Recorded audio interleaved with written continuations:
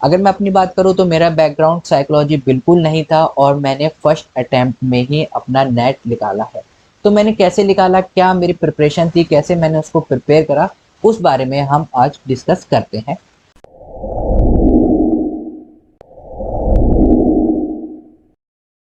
देखिए, जब आपकी प्रिपरेशन की बात आती है तो सबसे पहले आपको पता होनी चाहिए कि आपके पॉजिटिव पॉइंट्स क्या-क्या हैं, राइट? किसी बच्चे के पॉजिटिव पॉइंट होते हैं साइकोलॉजी, यानी कि उनका सेकंड पेपर काफ़ी ज़्यादा हाई है, उनको नॉलेज काफ़ी ज़्यादा है साइकोलॉजी की। किसी बच्चे का स्किल्स हो सकते हैं, किसी बच्चे की रीजनिंग अच्छी हो सकती है, किसी बच्चे की वर्बल अच्छी हो सकती है या किसी बच्चे का न्यूमेरिकल अच्छा हो सकता है, यानी कि उनका पेपर फर्स्ट क्या है, एज एन एडवांटेज है। तो सबसे पहले आपको ये जानना होगा कि आपका पेपर फर्स्ट में एडवांटेज है या फिर पेपर सेकंड में एडवांटेज है। नॉर्मली अगर हम बात करें कि अगर साइकोलॉजी के जो स्टूडेंट हैं उनकी जो एडवांटेज रहती है पेपर सेकंड में ज़्यादा रहती है, राइट? पेपर फर्स्ट में उनकी एडवांटेज इतनी ज़्यादा नहीं रहती, बिकॉज समहाउ वो कहीं लैग करते हैं आपके क्वांट में, क्वेश्चंस को कैसे सॉल्व करना है, रीजनिंग वाले क्वेश्चंस में, वर्बल में फिर भी कर लेते हैं, लेकिन जैसे कंप्यूटर होगी, पैडागॉजी होगी, उसमें भी वो दोनों काफ़ी ज़्यादा क्या रहते हैं, डाउन ग्रेड में रहते हैं। बेसिकली न्यूमेरिकल और रीजनिंग में वो काफ़ी ज़्यादा डाउन रहते हैं। तो यहाँ पर ये क्या करता है, आपका क्रूशियल रोल प्ले करता है। कैसे, उसके बारे में हम बात करेंगे। देखिए, सबसे पहले आपको अपने पॉजिटिव पॉइंट्स को जानना है कि मेरा पॉजिटिव पॉइंट साइकोलॉजी है, यानी कि पेपर सेकंड है या पेपर फर्स्ट है। ओके, जो आपका पॉजिटिव पॉइंट है उसको आप बिल्कुल अच्छे से कर लीजिए पहले ही। क्यों? क्योंकि आपको पता रहेगा कि हाँ, मैंने इस फील्ड में कर लिया है।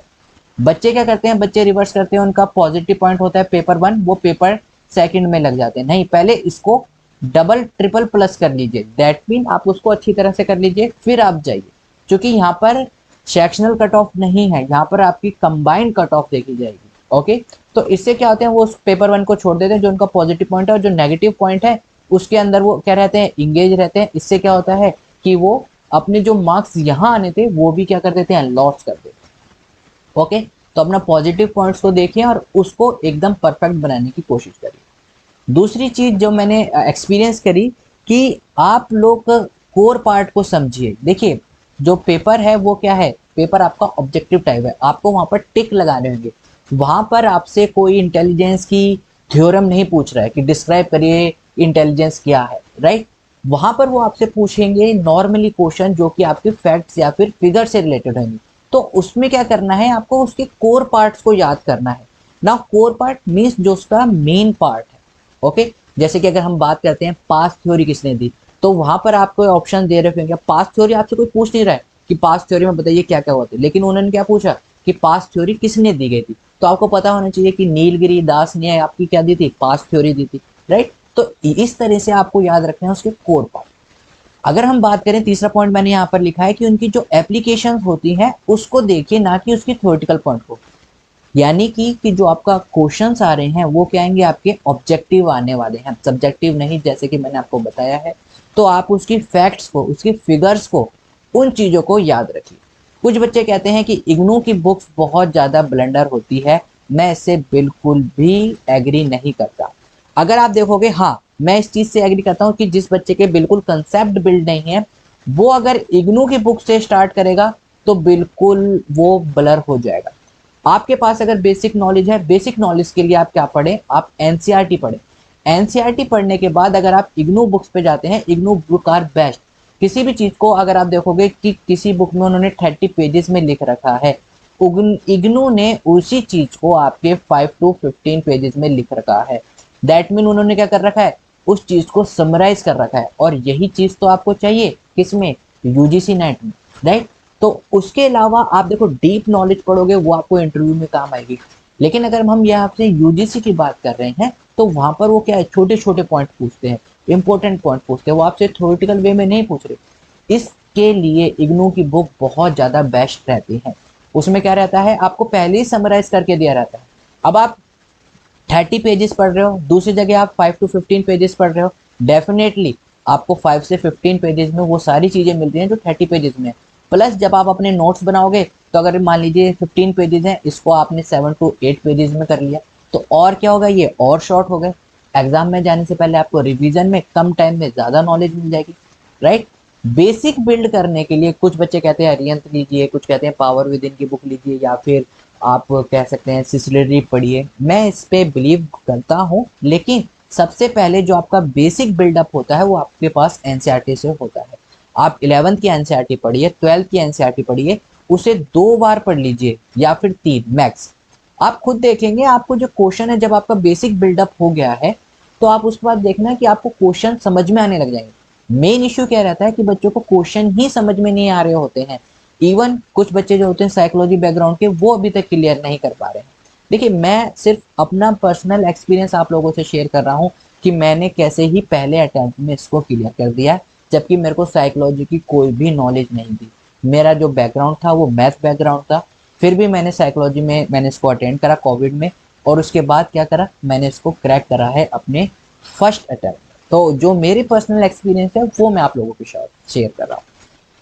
Try to write the whole section, किसी भी जो आप सेक्शन या टॉपिक को पढ़ रहे हो उसे 3 से 5 लाइन में समराइज कर दीजिए। समराइज का मीन्स यानी कि उसको सिर्फ 1 लाइनर में लिखिए, राइट। कि जैसे कि past theory slash that mean Nilgiri Das, right. इस तरीके से आप इन सारी चीजों को करिए। मेमोरी, उसका रे डायग्राम बना लीजिए कि मेमोरी कितने टाइप की होती है, मेमोरी के अंदर मैजिक नंबर क्या रहता है, राइट। छोटी छोटी सिर्फ और सिर्फ 1 लाइनर। ये चीजें आपको बहुत हेल्प करेंगी। सबसे इंपॉर्टेंट दूसरा पॉइंट जो मेरे को यहाँ पर लगा है कि प्रीवियस ईयर बहुत ज्यादा आपका क्रूशियल रोल प्ले करते हैं। अगर कोई भी बच्चा बहुत ज़्यादा लाइक कि उसे पढ़ के गया है लेकिन उसने प्रीवियस ईयर के पेपर नहीं देखे हैं, तो बिलीव मी, अगर आप प्रीवियस ईयर पेपर क्वेश्चन करके जाते हैं, आप एक बार इसका मॉक लगा के जाते हैं, तो 60 to 70% मार्क्स आपके ईजिली आ जाएंगे अगर आप प्रीवियस ईयर पेपर करके जा रहे हैं।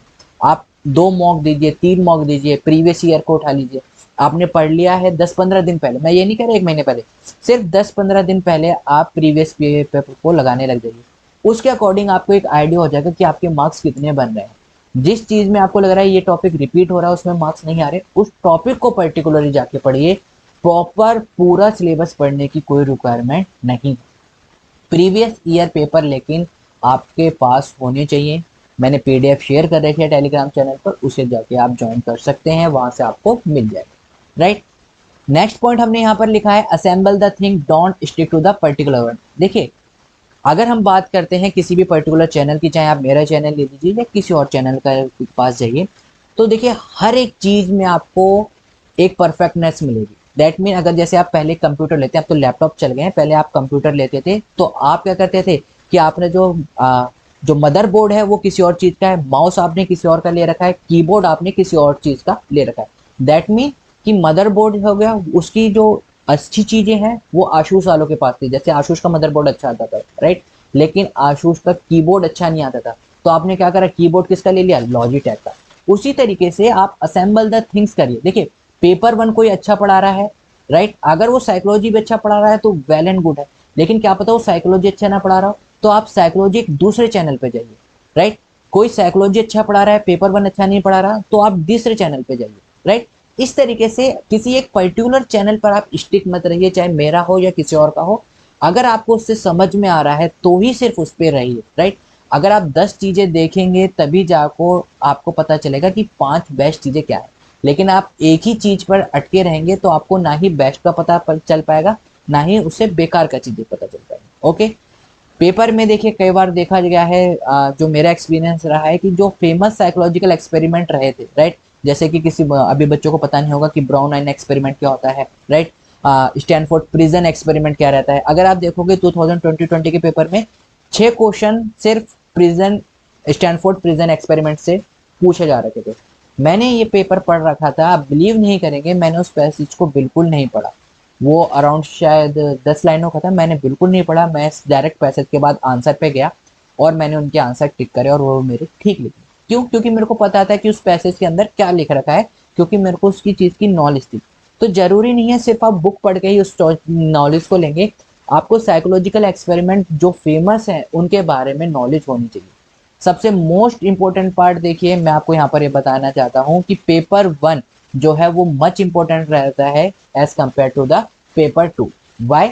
बिकॉज देखिए, अगर आप साइकोलॉजी के स्टूडेंट हैं, पेपर 2 में सबका पॉजिटिव पॉइंट रहेगा, राइट। सबके पास साइकोलॉजी अच्छी है, आप भी साइकोलॉजी में अच्छे हैं, दूसरा बच्चा है वो भी साइकोलॉजी है क्योंकि उन्होंने ग्रेजुएशन भी साइकोलॉजी में करी है, राइट। उनकी पोस्ट ग्रेजुएशन भी किसके अंदर है, साइकोलॉजी के अंदर है। तो पेपर 2 तो आई वुड से कि अराउंड 70 to 80% बच्चे जो एग्जाम देंगे उनका अच्छा रहता है। पेपर 1 में साइकोलॉजी वाले बच्चे कहीं ना कहीं मार खा जाते हैं, उनको न्यूमेरिकल नहीं आ पाते हैं, उनको रीजनिंग नहीं आ पाती है, राइट। तो इस चीज को आपको यहाँ पर ध्यान रखना है। ये चीज मैंने इसलिए लिखी है क्योंकि जो मेरा एक्सपीरियंस रहा, जब मैं वहां पर पेपर दे रहा था तो मैंने बच्चों से पूछा, उनको अनोवा नहीं चीज पता थी, उनको काई स्क्वायर की थ्योरेटिकल चीज तो पता थी, लेकिन उनको ये नहीं पता था कि उसे कैसे इम्प्लीमेंट करना है। क्यों? क्योंकि वहां पर उनके पास क्या थे, न्यूमेरिकल नहीं थे, उनके पास रीजनिंग एबिलिटी नहीं थी। लेकिन साइकोलॉजी में definitely there might be chances कि वो मेरे से ज़्यादा जानते हो, लेकिन पेपर 1 में जब मैंने देखा था तो उनके पास इतनी नॉलेज नहीं थी। और ये ही पेपर 1 आपका बहुत ज़्यादा क्रूशियल जो रोल है वो प्ले करता है। तो अगर पेपर 1 में देखेंगे आप अपने साथ में 10 लोगों को, 10 साइकोलॉजी स्टूडेंट को बताएंगे, सबका पेपर 2 पे ग्रिप रहेगी, लेकिन पेपर 1 जो होगा वो आपका सिलेक्शन या फिर रिजेक्शन को बताएगा, राइट। तो इस चीज़ को हमेशा ध्यान रखें। ये कुछ पॉइंट थे। लास्ट बट नॉट लीस्ट, यहाँ पर ये जो मेरा यूजीसी नेट सर्टिफिकेट आया है, कुछ बच्चे कह रहे थे कि सर एक बार दिखाइए क्या रहता है, तो वो भी मैं आपको यहाँ पर शो कर देता हूँ। देखिए यहाँ पर सर्टिफिकेट नंबर आता है, कुछ पर्सनल चीज़ें मैंने हाइड कर दी है, specially my photograph, because I don't want some kind of fame और anything like that. So yeah my name, real name है मेरा हिमांशु, बाकी people know me by the name Rooney Neil, right. और ये आपकी बेसिक इन्फॉर्मेशन है कि कब आपका एग्ज़ाम हुआ था, ये आप देख सकते हैं 2020 12 जुलाई 2020 को ये आपका एग्ज़ाम हुआ था।